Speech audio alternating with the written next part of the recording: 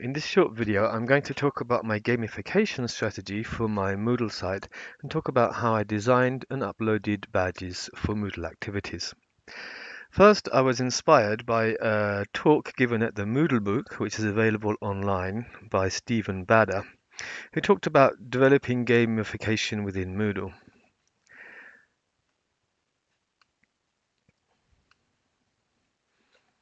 Badder identified a number of key elements that are related to games that we can put on online education platforms.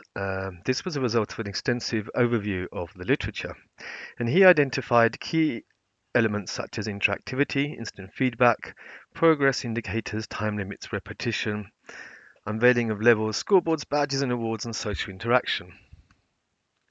I decided to use quite a few of these, but not all of them.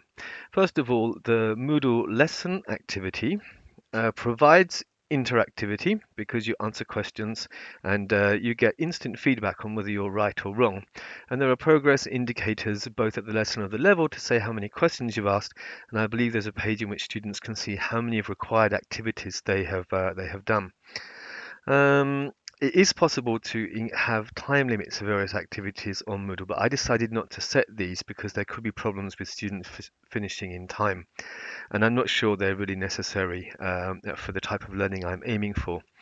Repetition is kind of possible because questions can be repeated if they're not passed. This is one of the settings you can choose in Moodle, and I chose it so that students can retake questions. And why did I choose that? Because I'm not trying to test how much the students have learned. The questions that I have set are to aid feedback and help students learn. So being able to take them again and will help them get the right answer and therefore remember it in the long run. Unveiling of levels and scoreboards doesn't really seem appropriate to me, and I'm not sure how I could do it on Moodle.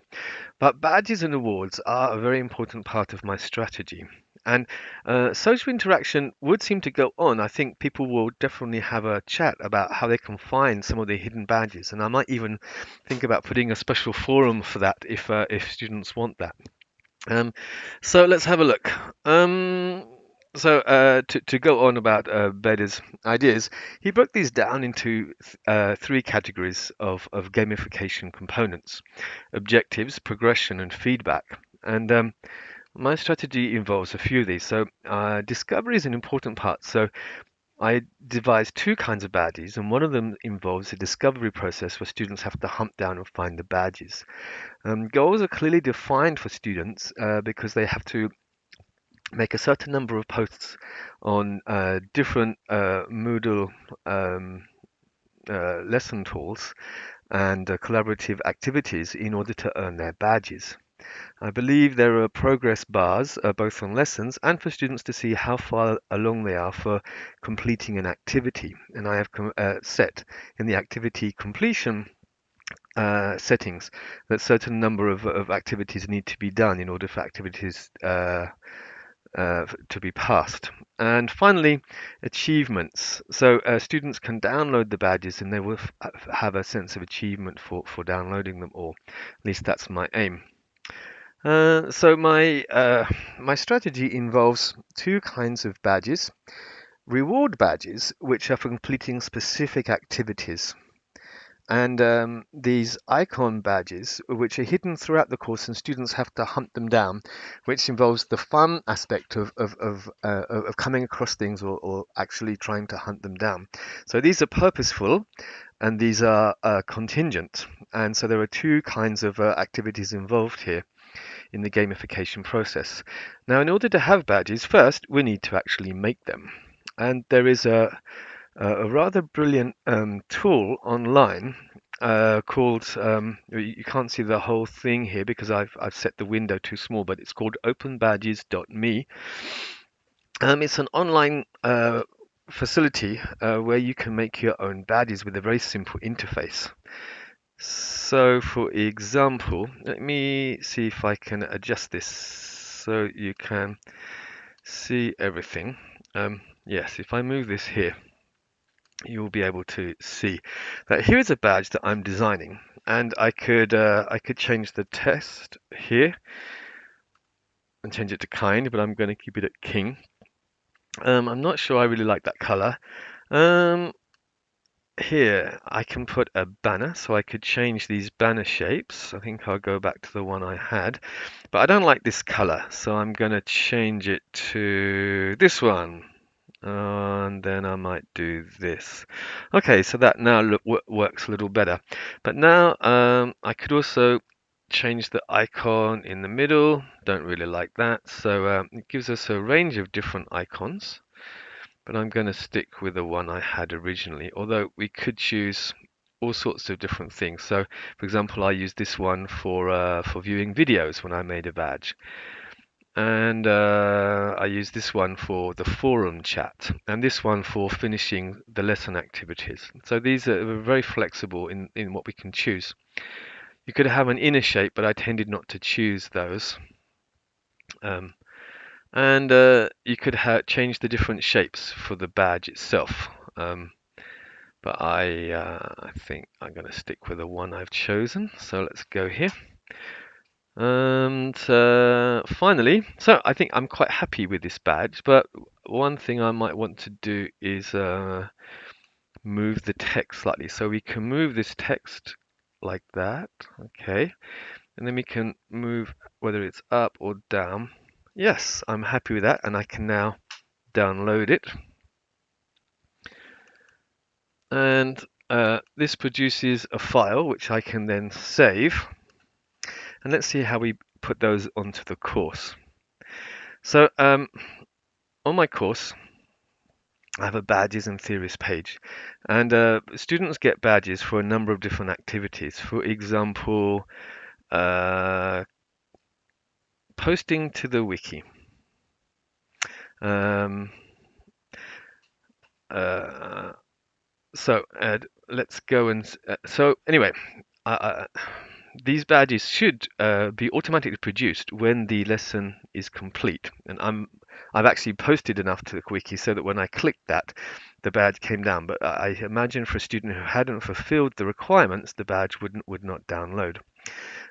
Here is a connected page for the theorist icons, which are scattered around the course. And for example, the first one is here. Students can click on this link and download the icon. And if I go back, how do we do that? Yes. When they've collected all of the theorist icons, they can then get a badge for that itself, which looks like this. Okay. So how do we get the badges to actually work? So let's have a look at my setup. So I'm in, to expand this so it looks a little bigger. I've got editing turned on.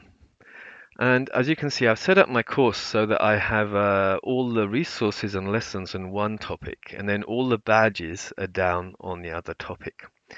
So these icons are for for just the downloadable icons, but the badges themselves all have settings. So let's see, how do these work? For example, in order to get the badge for lesson 1, it is not available unless lesson 1 has been marked complete and they've downloaded the 2 readings for the lesson. In order to get the badge for all the lessons must be marked complete.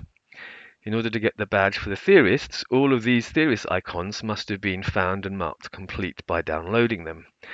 So how do we set those settings? Well, what do we do? First, we add, what we're adding here is just a file.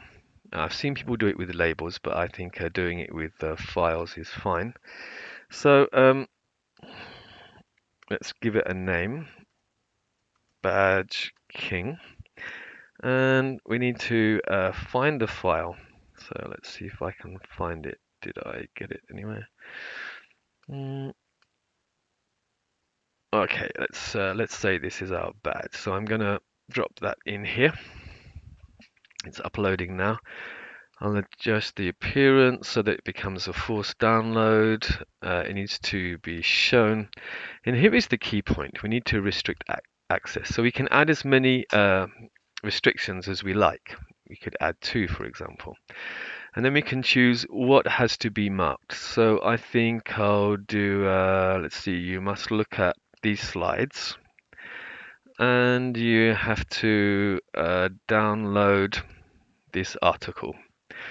Okay, so if those two activities are marked complete, or possibly marked with a pass grade or something, then we can have a badge. And then I could also have this as something that can be marked complete. So this could add to the final badge for getting all of the badges. So I will save and display that.